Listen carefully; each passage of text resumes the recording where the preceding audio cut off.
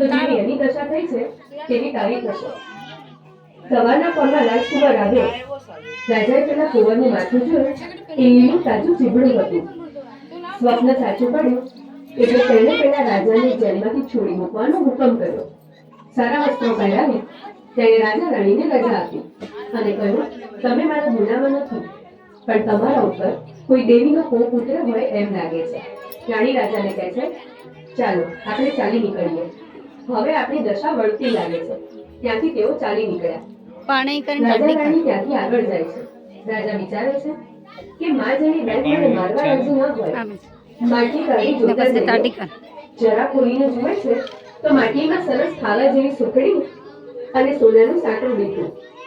માટલી રથમાં મૂકી રાજા રાણી રથ ઝટ ચલાવો કઈ આગળ ચાલ્યા. દશામાએ વિચાર્યું કે રાજાના બંને દીકરા લીધા તો ખરા, પણ પાછા આપવા કેવી રીતે? એમણે ઘરડા ડોશીનું રૂપ લીધું. છોકરાઓને આંગળી વળગાડીને આવ્યા અને રાજાને બૂમ પાડી, ભાઈ રથ ઉભો રાખો ને, આ બંને રાજકુમારો જેવા છોકરાઓ ભૂલા પડી ગયા છે. રાજાએ રથ ઉભો રાખ્યો. તેમણે તેમના છોકરાઓને ઓળખ્યા અને બંને રાજકુમારોને વાલથી ઉપાડી દીધા. ડોશીમાએ કહ્યું, આજથી તમારી વળતી દશા થશે. તમે અહંકારના વચનો કાઢ્યા હતા એટલે તમારી દશા કઠણ હતી. હવે તમે મારા વ્રતનો મહિમા વધારજો. એટલું કહી દશામાં અદ્રશ્ય થઈ ગયા.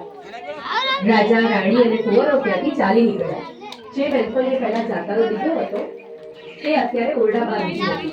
એ રાણીને ઉઠી અને ભેટી પડી અને કહ્યું, અરે બેન, બહુ દિવસે આવ્યા, આજે તો તમને નહીં જવા દો.